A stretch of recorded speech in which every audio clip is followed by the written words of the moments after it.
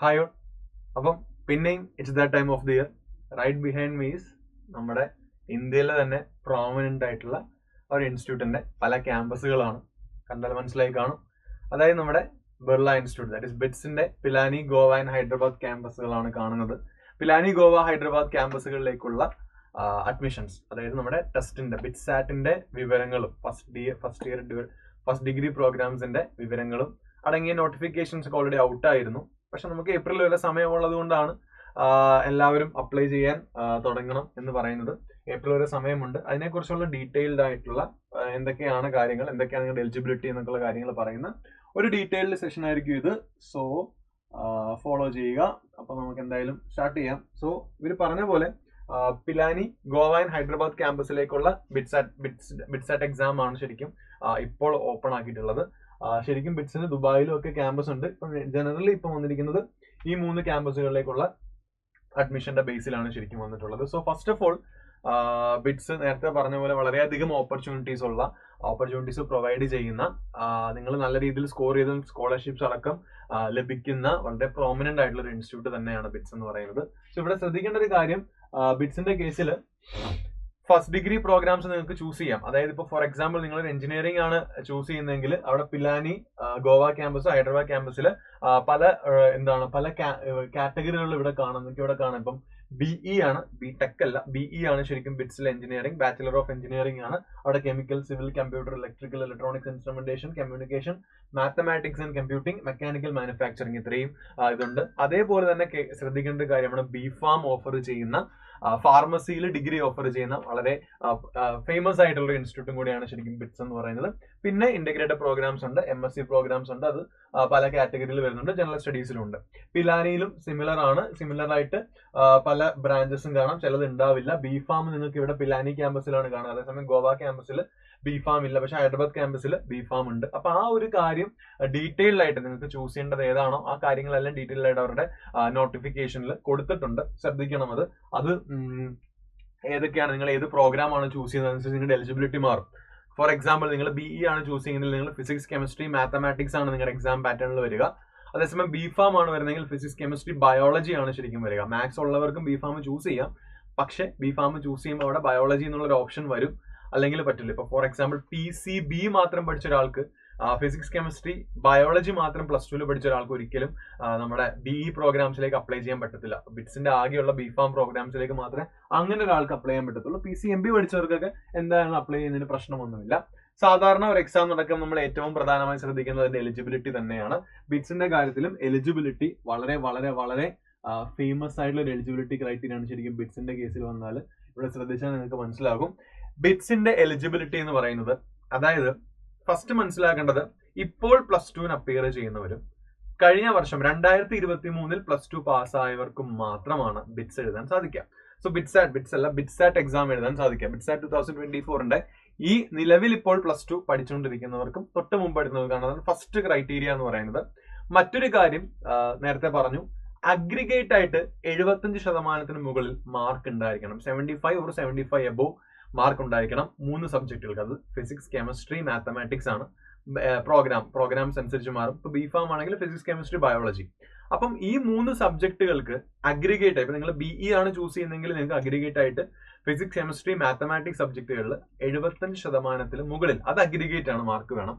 അത് കൂടാതെ ഇൻഡിവിജ്വൽ ആയിട്ട് 60% അബവ് മാർക്കും വേണം. അതാണ് ഫസ്റ്റ് പ്രധാനപ്പെട്ട ക്രൈറ്റീരിയ എന്ന് പറഞ്ഞാൽ. നിങ്ങളൊരു 10+2 സിസ്റ്റം പഠിക്കുന്നവരായിരിക്കണം എന്ന് പറഞ്ഞു.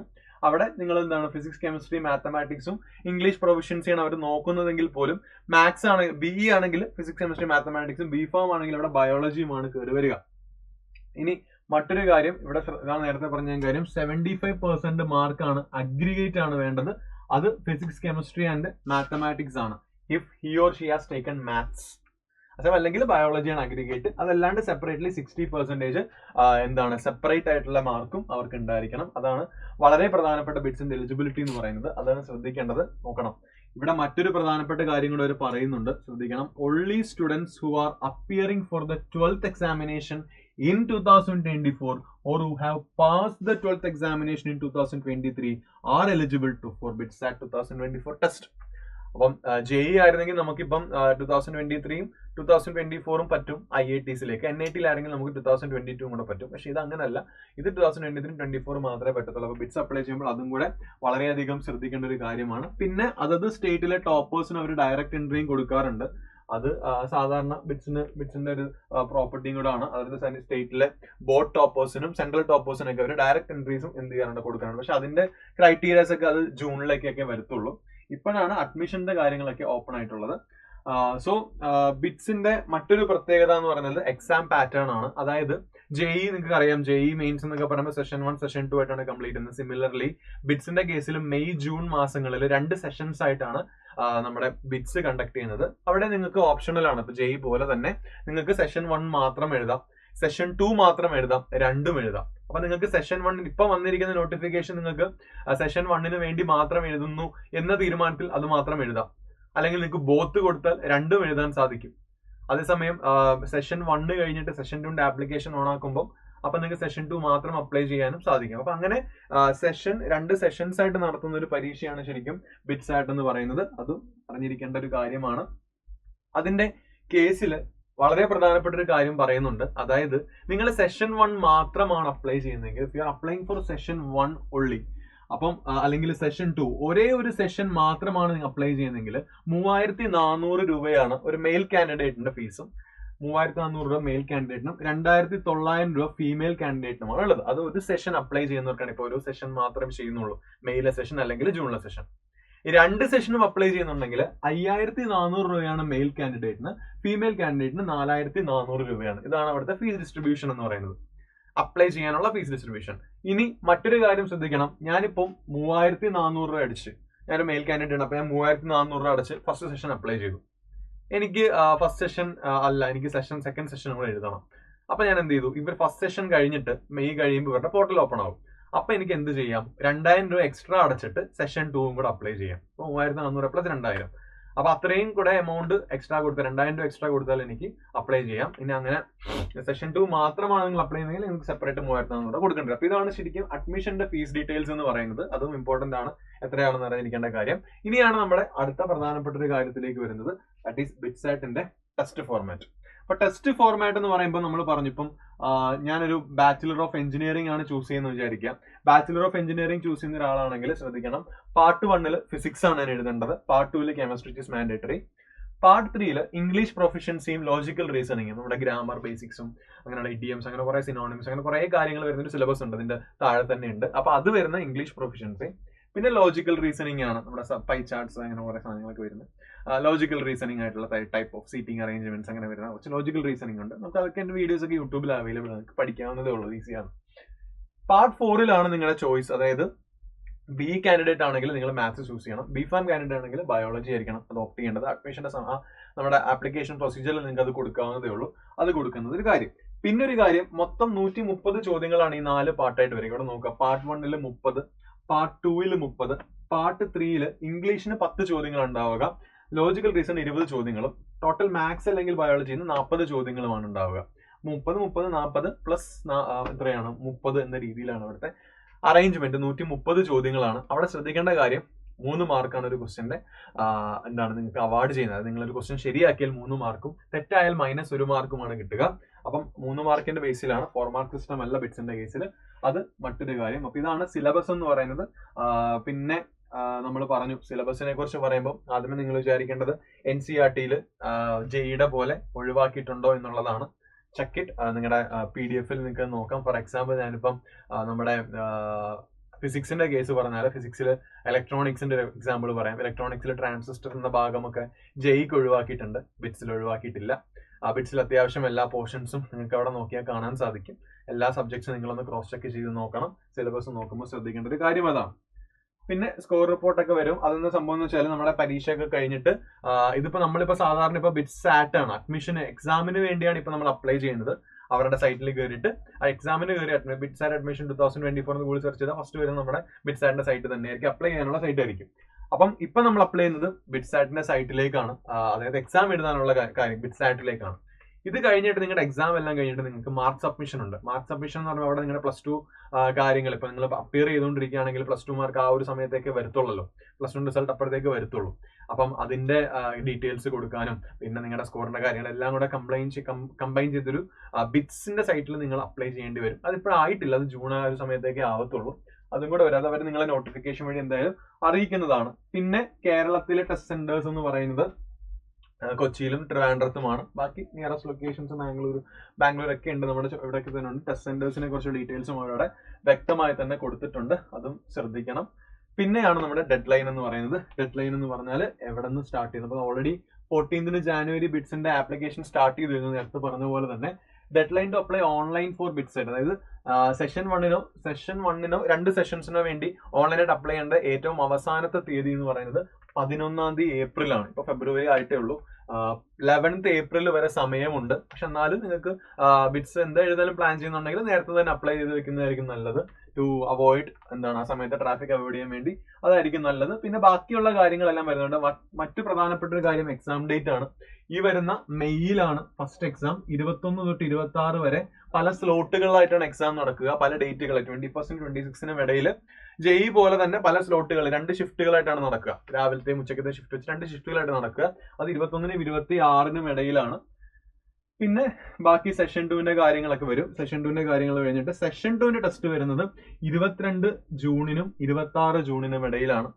ടൈം നിങ്ങൾക്ക് പ്രിപ്പയർ ചെയ്ത് അടിപൊളിയായിട്ട് ക്രാക്ക് ചെയ്ത് വളരെയധികം പ്ലേസ്മെന്റ് കിട്ടുന്ന വളരെയധികം പ്ലേസ്മെന്റ് ഓപ്പർച്യൂണിറ്റീസ് ജെഇയോട് IITസിനോട് ചില IITസിനോട് കട്ടക്ക് നിൽക്കുന്ന രീതിയിൽ തന്നെയുള്ള പ്ലേസ്മെന്റ് ഓപ്പർച്യൂണിറ്റീസ് കിട്ടുന്ന ഒരു കോളേജ് തന്നെയാണ്. അപ്പൊ അതുകൊണ്ട് താല്പര്യമുണ്ടെങ്കിൽ ഉറപ്പായിട്ടും അപ്ലൈ ചെയ്യാൻ ശ്രമിക്കുക. ഈവൻ ബിഫാം കാൻഡിഡേറ്റ്സ് ആണെങ്കിലും, ഞാനിപ്പോൾ BE മാത്രമല്ല പറയുന്നത്, ബിഫാമിനുള്ളവർക്കും നല്ല രീതിയിൽ ഓപ്പർച്യൂണിറ്റീസ് ഉണ്ട്. ഇപ്പൊ ഫാർമ മേഖലകളിലേക്ക് നല്ല ഓപ്പർച്യൂണിറ്റീസ് കിട്ടുന്ന കോളേജ് തന്നെയാണ് ശരിക്കും നമ്മുടെ ബിറ്റ്സ് എന്ന് പറയുന്നത്. യെസ്, അപ്പൊ ഇതാണ് ടെൻഡേറ്റീവ് ഡേറ്റ്സ് എന്ന് പറയുന്നത്. അതിന് മാറ്റമൊന്നും ഉണ്ടാവില്ല. അവസാനം അഡ്മിഷൻസ് ഒക്കെ ഏകദേശം ഒരു ഓഗസ്റ്റ് ആകുമ്പോഴേക്കും തുടങ്ങും, അതാണ് പറയുന്നത്. പിന്നെ നമുക്കറിയാം bitsAdmission.com എന്ന സൈറ്റ് വഴിയാണ് നിങ്ങൾ ഫീസ് അടച്ച് അഡ്മിഷൻ എടുക്കേണ്ടത്. എല്ലാം നല്ല വ്യക്തമായി തന്നെ അവരുടെ, നമുക്ക് കുറച്ചും കൂടി ഈസിയർ ആയിട്ടുള്ള, അത്ര കോംപ്ലിക്കേറ്റഡ് ഒന്നുമല്ല, വളരെ ഈസിയർ ആയിട്ടുള്ള ലാംഗ്വേജിൽ തന്നെ അവരുടെ വെബ്സൈറ്റിൽ ആ PDF കുറിച്ചുള്ള എല്ലാം വളരെ വ്യക്തമായിട്ട് തന്നെ ശരിക്കും ബിറ്റ്സിന്റെ ഡീറ്റെയിൽസ് കൊടുത്തിട്ടുണ്ട്. നിങ്ങൾക്ക് തന്നെ പെട്ടെന്ന് മനസ്സിലാക്കി എടുക്കാവുന്നതേ ഉള്ളൂ. മറ്റൊരു കാര്യം ശ്രദ്ധിക്കേണ്ടത് ബോർഡ് കോഡ്സ് ആണ്. അതായത് നിങ്ങൾ അപ്ലൈ ചെയ്യുന്ന സമയത്ത് ഏത് ബോർഡാണെന്ന് ചോദിക്കുമ്പോൾ നിങ്ങൾ കേരള ആണെങ്കിൽ, board of higher secondary examination Kerala ആണെങ്കിൽ KERT എന്നുള്ളതാണ് ശരിക്കും നിങ്ങളുടെ ബോർഡ് കോഡ് എന്ന് പറയുന്നത്. അതൊന്ന് അറിഞ്ഞിരിക്കാൻ നല്ലതാണ്. ബ്രോഷറിലുണ്ട് KERT ആണ് നിങ്ങളുടെ കേരള ആണെങ്കിൽ ഉള്ള ബോർഡ് കോഡ്. സെൻട്രൽ ബോർഡ് ആണെങ്കിൽ അതോടെ ഉണ്ട്, central board of secondary education. CBSE ആണെങ്കിൽ CBAT എന്നാണ് വരിക. നിങ്ങളുടെ ബോർഡ് ഇവിടെ മെൻഷൻ ചെയ്തിട്ടില്ലെങ്കിൽ താഴെ ഇവിടെ കൊടുക്കാം. ഇനി ബോർഡ് യൂണിവേഴ്സിറ്റി AOBW എന്ന കോഡ് കൊടുക്കാം പറഞ്ഞിട്ടുണ്ട്. പിന്നെ സ്കോളർഷിപ്പ്, അത് ബിറ്റ്സിന്റെ പ്രത്യേകത തന്നെയാണ്. പക്ഷെ നല്ല ടോപ്പ് കാറ്റഗറിയിൽ വരണം. ഒരു സെമസ്റ്ററിലേക്കുള്ള സ്കോളർഷിപ്പ് മാത്രമേ ബിറ്റ്സ് പ്രൊവൈഡ് ചെയ്യത്തുള്ളൂ. നിങ്ങൾ വരുന്ന ഫസ്റ്റ് സെമസ്റ്ററിൽ സ്കോളർഷിപ്പ് കൊടുക്കും. അടുത്ത സെമസ്റ്റർ തൊട്ട് നിങ്ങളുടെ പെർഫോമൻസ് ഉണ്ട്. അതും പെർഫോമൻസ് വെച്ച് തന്നെയാണ്. നിങ്ങൾ ടോപ്പ് 1% വരുന്ന സ്റ്റുഡന്റ് ആണോ, ടോപ്പ് 6% വരുന്നതോ, നെക്സ്റ്റ് 6%, 12%, അത്രയും ഒരു കണക്കാണ് ശരിക്കും ട്യൂഷൻ ഫീസിന്റെ ഇത് വരിക. 100% സ്കോളർഷിപ്പ് കിട്ടണമെങ്കിൽ, ട്യൂഷൻ ഫീസ് സ്കോളർഷിപ്പ് കിട്ടണമെങ്കിൽ ടോപ്പ് 1% സ്റ്റുഡന്റ് ആയിരിക്കണം. 40% ഓഫ് ടോട്ടൽ ഫീയിൽ സ്കോളർഷിപ്പ് കിട്ടണമെങ്കിൽ നെക്സ്റ്റ് 2% സ്റ്റുഡന്റ് ആയിരിക്കണം. അപ്പം പെർഫോമൻസ് വാല്യുവേഷൻ നടത്തിയാൽ തന്നെയാണ് ശരിക്കും അവർ മോറൽ കണ്ടക്ട് ഒക്കെ നടത്തിയാണ് ശരിക്കും നിങ്ങളുടെ ഇത് നോക്കുക. പിന്നെ സെഷൻ ഡീറ്റെയിൽസ് എല്ലാം ഇവിടെ പറഞ്ഞിട്ടുണ്ട്. അവർ പറയുന്ന ഒരു കാര്യമുണ്ട്, ഇവിടെ നോക്കി. The first slot will be from 9 മണി തൊട്ട് 12 noon വരെയാണ്. അപ്പൊ 2 മണിക്കൂറാണ് പരീക്ഷ. 9 to 12 ആണ്. Second slot will be between 2 PM to 5 PM ആണ്. 3 മണിക്കൂറാണ് പരീക്ഷ. 9 to 12 ആണ്. അതേപോലെ തന്നെ 2 to 5 ആണ്. 3 hours ആണ് എക്സാം വരുന്നത്. അപ്പം സ്ലോട്ട്സ് അവൈലബിലിറ്റി അനുസരിച്ച് അത് തരും. അതിനെക്കുറിച്ചൊക്കെ പറയുന്നുണ്ട് അതിനകത്ത് ഡീറ്റെയിൽ ആയിട്ട്. പിന്നെ ഉള്ളത് വളരെ പ്രധാനപ്പെട്ട ഒരു കാര്യം, സിലബസ്. നേരത്തെ പറഞ്ഞ അവരുടെ അനക്ഷറിൽ സിലബസ് കൊടുത്തിട്ടുണ്ട്. നമ്മൾ JEE പോലത്തെ തന്നെ ഡിലീറ്റഡ് സിലബസ് ഉണ്ടോ എന്ന് ചോദിച്ചു കഴിഞ്ഞാൽ JEE പോലെ എല്ലാ സിലബസിലും ചെറിയ വ്യത്യാസങ്ങളുണ്ട്. ഞാൻ നേരത്തെ പറഞ്ഞ ട്രാൻസിസ്റ്ററിന്റെ കേസ് പറഞ്ഞു. ബാക്കി കേസുകളിലൊക്കെ ഇവിടെ ഏകദേശം എല്ലാ കാര്യങ്ങളും ഇവിടെ പറഞ്ഞു പോയിട്ടുണ്ട്. സാധാരണ നമുക്ക് JEEലും ഫസ്റ്റ് ഇയർ ഫിസിക്സിൽ വലിയ മാറ്റങ്ങളൊന്നും ഇല്ലായിരുന്നു. ഇവിടെ നോക്കിയേ ഓസിലേഷൻസ് ഒക്കെ നമുക്ക് ഡാംഡ് ഓസിലേഷൻസ് ഒക്കെ ഒഴിവാക്കിയിട്ടുണ്ടായിരുന്നു. പക്ഷെ ബിറ്റ്സിൽ അതൊന്നും ഒഴിവാക്കിയിട്ടില്ല. പഴയ NCERTന്റെ ബേസിൽ തന്നെയാണ്. അതായത് കഴിഞ്ഞ വർഷത്തെ JEE സിലബസ് എന്താണോ അതുപോലെ തന്നെയാണ് ശരിക്കും വന്നിട്ടുള്ളത്. എല്ലാം ഉണ്ട്. ഇപ്പോൾ തെർമോഡൈനാമിക്സിൽ കാർനോട്ട് എഞ്ചിൻ, എഫിഷ്യൻസി, കോഹഷൻ, പെർഫോമൻസ് ഒക്കെ ഉണ്ട്. എല്ലാം ഉണ്ട് ശരിക്കും. ജനറലി ഒന്നും ഒഴിവാക്കിയിട്ടില്ല. എനിക്കൊന്ന് ഇലക്ട്രോമാഗ്നറ്റിക് ഇൻഡക്ഷനിൽ AC എന്ന് പറഞ്ഞ ഭാഗത്ത് LC ഓസിലേഷൻസിന്റെ ഇത് ഞാൻ കണ്ടിട്ടില്ല ഇവിടെ. ചിലപ്പോൾ അതുണ്ടാവില്ല. ബാക്കിയെല്ലാം അവർ വ്യക്തമായിട്ട് തന്നെ പറഞ്ഞിട്ടുണ്ട്, ഒഴിവാക്കിയിട്ടില്ല. ബാക്കി സബ്ജക്ട്സിന്റെയും നിങ്ങളൊന്ന് ക്രോസ് ചെക്ക് ചെയ്യണം എന്നാണുള്ളത്. പിന്നെ ഇവിടെ നിങ്ങൾ നോക്കിയാൽ നിങ്ങൾക്ക് പോളറൈസേഷൻ, മാളസ് ലബോറട്ടറീസിലും ഒക്കെ ഉണ്ട്. അതുപോലെ ജംഗ്ഷൻ ട്രാൻസിസ്റ്റർ, ട്രാൻസിസ്റ്റർ ആക്ഷൻ, കാരറ്റിസോ transistor as an amplifier, oscillator എല്ലാം അവിടെയുണ്ട് ട്രാൻസിസ്റ്റർ ആസ് എ സ്വിച്ച്. പഴയ സിലബസിന്റെ ബേസിൽ തന്നെയാണ് ഇത് വന്നിട്ടുള്ളത്. ബാക്കി സബ്ജക്ട്സും നിങ്ങൾ ക്രോസ് ചെക്ക് ചെയ്യുക. എല്ലാം പഴയ പോലെ തന്നെയാണ്. ഇപ്പോൾ ഫിസിക്സിന്റെയും കെമിസ്ട്രിയുടെയും അതേപോലെ തന്നെ നമ്മുടെ ഇംഗ്ലീഷിന്റെ പ്രൊഫിഷ്യൻസിയും അതേപോലെ ലോജിക്കൽ റീസണിങ് കൂടെ കാണിച്ചിട്ടുണ്ട്. അതും കൂടെ പറയാം. ഇംഗ്ലീഷ് പ്രൊഫിഷ്യൻസിൽ നോക്കിയേ, grammar, vocabulary, reading comprehension, composition, ഇത്രയുമാണ് ശരിക്കും സാധാരണ ജനറൽ ഒരുപാട് അവൈലബിൾ വീഡിയോസിലൊക്കെ ഉള്ള ജനറൽ ടോപ്പിക് തന്നെയാണ് ഇംഗ്ലീഷിൽ വന്നിട്ടുള്ളത്. സിമിലർലി ലോജിക് റീസണിംഗ് പറഞ്ഞ പോലെ series completion, logic deduction, analogy, chart logic, classification, പിന്നെ നോൺ വെർബൽ റീസണിംഗിൽ പേപ്പർ കട്ടിങ്, റൂൾ ഡിറ്റക്ഷൻ എന്നൊക്കെ പറഞ്ഞിട്ട് ജനറലി നിങ്ങൾക്ക് പെട്ടെന്ന് പഠിച്ചെടുക്കാൻ പറ്റുന്ന റീസണിംഗ് ഇത് തന്നെയാണുള്ളത്. പിന്നെ മാത്തമാറ്റിക്സിന്റെ ടോപ്പിക്സുമാണുള്ളത്. അപ്പോൾ if you are interested study in a very renowned campus, അവിടെ Pilani is waiting for you, Goa is waiting for you, or Hyderabad is waiting for you. അപ്പം വ്യക്തമായി കാര്യങ്ങളൊക്കെ വായിച്ചതിന് ശേഷം അപ്ലൈ ചെയ്യാൻ ശ്രമിക്കുക. അപ്ലൈ ചെയ്യുന്നതിന്റെ പക്ക എല്ലാ കാര്യങ്ങളും ശരിക്കും ഇവിടെ തന്നിട്ടുണ്ട് നിങ്ങൾക്ക്. ഫോർ എക്സാമ്പിൾ ഇവിടെ നോക്കിയാൽ ഇവിടെ കണ്ടോ, നമ്മുടെ രജിസ്റ്റർ ചെയ്യേണ്ട കാര്യങ്ങൾ, OTP വരുന്നതും എല്ലാം സ്റ്റെപ്പ് ബൈ സ്റ്റെപ്പ് ആയിട്ട് ഇവിടെ തന്നിട്ടുണ്ട്. ഫസ്റ്റ് നെയിം കൊടുക്കേണ്ട കാര്യങ്ങളും എന്തൊക്കെ ചെയ്യണം എന്നുള്ള കാര്യങ്ങളെല്ലാം സ്റ്റെപ്പ് ബൈ സ്റ്റെപ്പ് ആയിട്ട് ചെയ്തിട്ടുണ്ട്. സിസ്റ്റം യൂസ് ചെയ്ത് തന്നെ ചെയ്യാൻ ശ്രമിക്കുക. സിസ്റ്റത്തിൽ തന്നെ ചെയ്യുക. ആപ്ലിക്കേഷൻ നമ്പർ വരും. ആപ്ലിക്കേഷൻ നമ്പറിന് ശേഷം ലോഗിൻ ചെയ്യുക. ഇടയ്ക്ക് നമുക്ക് ലോഗൗട്ട് ചെയ്ത് നമുക്ക് ബാക്കി ചെയ്യാം. പിന്നെ ലോഗിൻ ചെയ്ത കാര്യങ്ങൾ ഡീറ്റെയിൽസ് ഒക്കെ കൊടുക്കാം. അപ്പോൾ communication details, qualification details, test city, documents and payment, ഇത്രയുമാണ് ശരിക്കും അവിടെ ചെയ്യേണ്ടതായിട്ടുള്ളത്. ഡോക്യുമെന്റ്സിലൊക്കെ നിങ്ങളുടെ സെഷന്റെ അപ്ലിക്കേഷനും കാര്യങ്ങളൊക്കെ പറയുന്നുണ്ട്. സെന്റർ ചൂസ് ചെയ്യാൻ നിങ്ങൾക്ക് ഇവിടെ കാര്യങ്ങൾ പറയുന്നുണ്ട്. ഡോക്യുമെന്റ്സ് ആൻഡ് പേയ്മെന്റിന്റെ കാര്യങ്ങൾ വരുന്നുണ്ട്. യെസ്, അപ്പോൾ ഡോക്യുമെന്റ്സിന്റെ കേസിൽ ഇവിടെ നോക്കി, upload the scanned copy of the recent passport size photo ആണ് അവരുടെ സ്പെസിഫിക്കേഷൻ അവിടെ കൊടുത്തിട്ടുണ്ട്. സ്കാൻഡ് സിഗ്നേച്ചറും, ഇതാണ് ശരിക്കും അവിടുത്തെ ഡോക്യുമെന്റ്സ് എന്ന് പറയുന്നത്. പിന്നെ ആപ്ലിക്കേഷൻ ഫീസ് എഴുതിയിട്ടുണ്ട്. നിങ്ങൾക്ക് ഗേറ്റ് വേ പല രീതിയിൽ കൊടുത്തിട്ടുണ്ട്. ഡെബിറ്റ് കാർഡ്, നെറ്റ് ബാങ്കിങ്, അങ്ങനെയുള്ള എല്ലാ പേയ്മെന്റ് ഗേറ്റ് വേ ഉണ്ട്. അതിനുശേഷം സബ്മിറ്റ് ചെയ്ത് അവസാനം സെറ്റ് ആയി കഴിഞ്ഞാൽ നിങ്ങൾക്ക് ഇങ്ങനെ ഒരു കോളേജിൽ പഠിക്കാനുള്ള അവസരം കിട്ടും. So all the very best. ഇനിയും ഇതുപോലെ കുറെ എക്സാം നോട്ടിഫിക്കേഷൻസ് വരുന്നുണ്ട്. എല്ലാം നമ്മൾ അറിയിക്കുന്നതാണ്. നിങ്ങൾ അതനുസരിച്ച് അപ്ലൈ ചെയ്ത് പോവുക. എന്തെങ്കിലും ഡീറ്റെയിൽസോ ആവശ്യമുണ്ടെങ്കിൽ കമന്റ് ബോക്സിൽ പറയുക, റിപ്ലൈ തരാം. So thank you so much. See you soon. By.